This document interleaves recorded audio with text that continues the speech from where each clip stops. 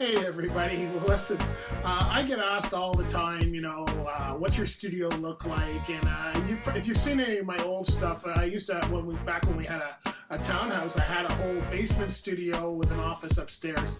Things have changed. We're in a smaller unit right now, and it's because we travel. We just love to be. So we actually have a 2-bedroom condo, and my studio is one of those bedrooms, and it's amazing what we've done. So I thought it'd be fun to kind of go on a studio tour. I know a lot of artists like to see other people's studios and wonder how they work and what they do. And we do so much stuff that it's one of the questions we get asked all the time. So let's get started. I thought I'll take you on a quick studio tour. I would just spin around, but I think it'll be a little more interesting if I actually point the camera at what I'm talking about. So we're going to go right here. So enjoy the studio tour, and let's get started. All right, so if we're just going to walk into the studio now, and you can see that I've got a beautiful north view, which is always really nice as far as being able to get good light and all of that. That's important in a studio. I'm just going to close the door here, and we will start right behind the door. So welcome to the bag area. This is where I hang all the bags. Pictures from my first show, not important stuff. For those of you who've listened to me on the podcast, here's my podcast studio. It's actually just the closet. I'll come back out here so you can hear. But it's really just the closet that I'm in, which is why you see me standing. I got some book stuff underneath.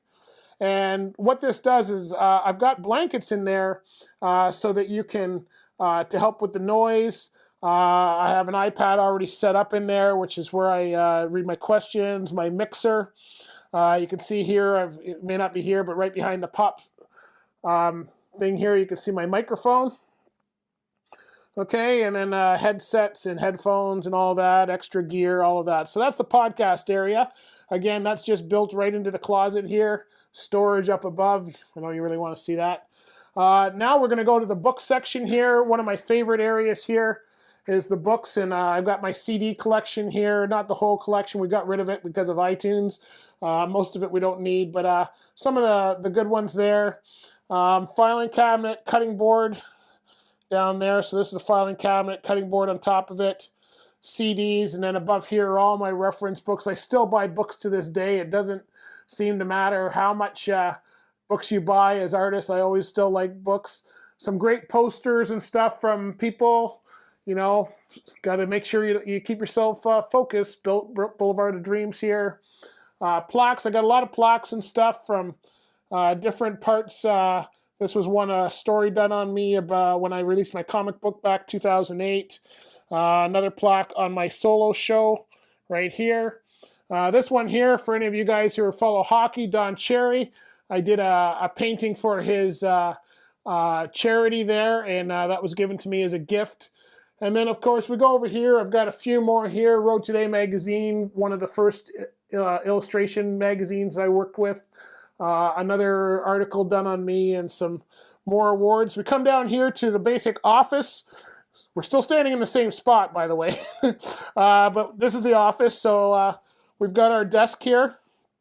Don't mind the blue box underneath. I have another microphone on this one because I actually do, when I do my voiceovers for videos, I use this microphone.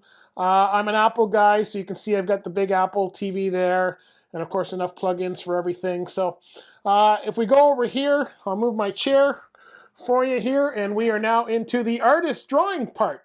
So actually, I'm in one room, but I have my section, 4 sections set up. So this is the artist area here.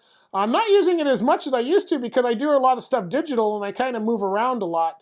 But you can see here, I've got one of the original paintings. For any of you from Barbados, we'll see that I've had, this is a caricature I did, which is now on a postcard.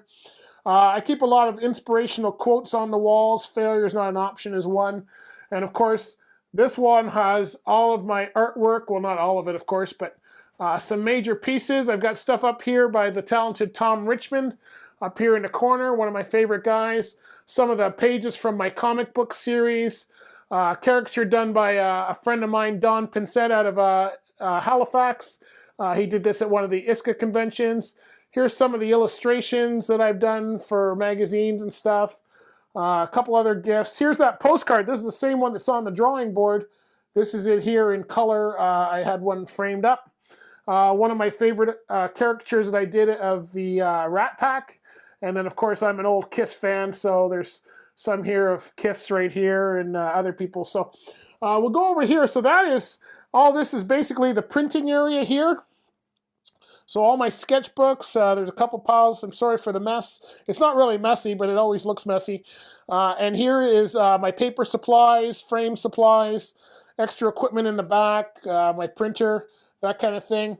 Then we go to here, which is actually my cabinet here. This one here has all of my books that I've written and artists, other people's books that it's kind of all of my friends who have books. If I buy their books, I do that. Down here is my portfolios. And then, of course, there's all kinds of books inside all the cabinets. Again, mementos. We get a lot of mementos here. You can see me in the background. A lot of mementos from our trips and stuff that I've been given.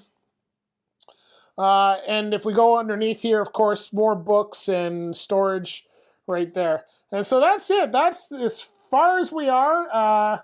We're right back at the beginning. I basically did a circle in the room, so I hope you didn't get too busy. Hope you enjoyed that, and hope you enjoyed the big tour of the studio. I know it wasn't much, but there we go. All right, so I hope you enjoyed that little tour of the studio.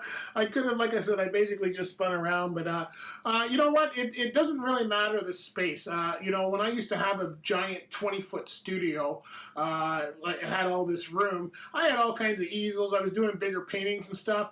When we decided to downsize, I was really looking at what I would use, and when I realized that I really don't, for the most part, paint anything over 16 by 20, or 22 by 30 would be actually my largest.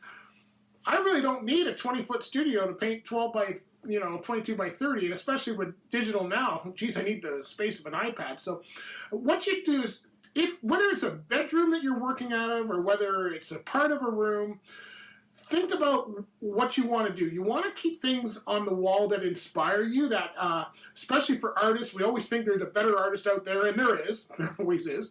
But by having stuff on the walls, it lets you know that you're making accomplishments. So don't be afraid to put your own pictures up on the walls and be proud of what you've done.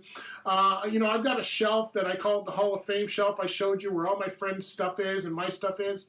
Those are publications. If I've created a book, one copy goes on there. If I buy a book from a friend, a copy goes on there. These are people I actually know. They've signed the books or drawn a picture for me or whatever.